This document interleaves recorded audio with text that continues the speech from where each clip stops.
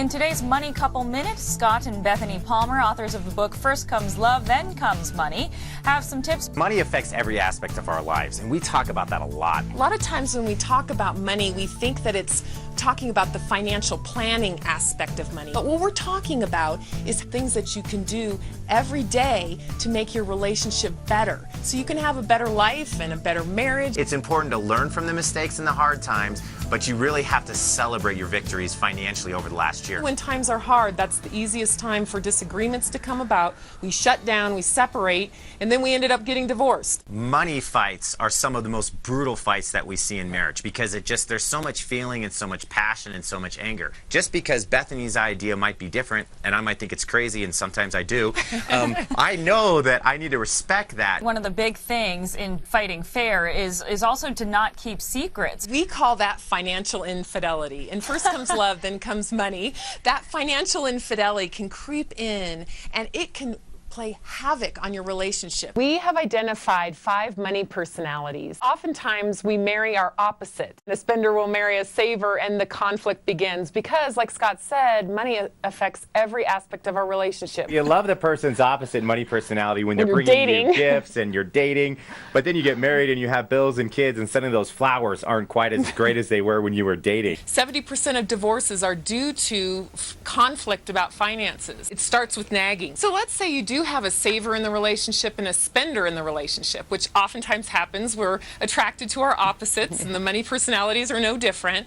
Then what happens is the saver nags the spender because they don't trust. We call it a money huddle. You can call it a money meeting, a board meeting, whatever you want to do, but make sure that you're setting a time aside, and then you're also setting the mood.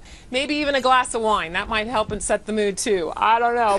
If mood music works, go with it. Go for it. Whatever works. All right. If you're a spender like myself, you have to protect yourself. And the same with a saver. This is a tough time for savers. Yeah. Even if they've got the money, they might have a hard time parting with their money. I'm a Christmas fanatic. I'm one of those guys that dresses up as Santa Claus and goes to my kids' schools to embarrass them. Know exactly what you're going to spend. Shop really smart. Just last week, Scott and I sat down and we said, how much money are we going to spend this Christmas? Who do we want to buy gifts for?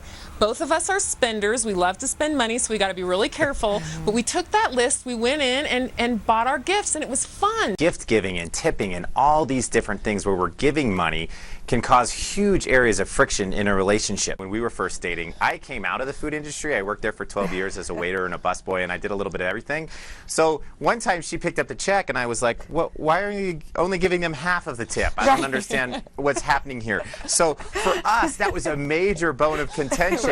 Bethany is actually a stage 3 cancer survivor. Our kids really figured out who Susan G. Komen was, and we talked about how the money that was going for those pink ribbons, how that really helped Bethany. Those hard times can really turn into amazing learning opportunities for our kids. And there's many kids who have experienced terminal illness, whether it be their parents, grandparents, or even other kids in their class. There has to be a level of compromise here, because I guarantee you he's saying, hey, she doesn't let me spend any money, that's not going to happen, so I'm just going to spend whatever I want. Right. So she's got to come halfway in this. There's actually 5 reasons for financial infidelity, and one of them is oftentimes one person is controlling the money, so they feel like they need to hide and have some secret accounts.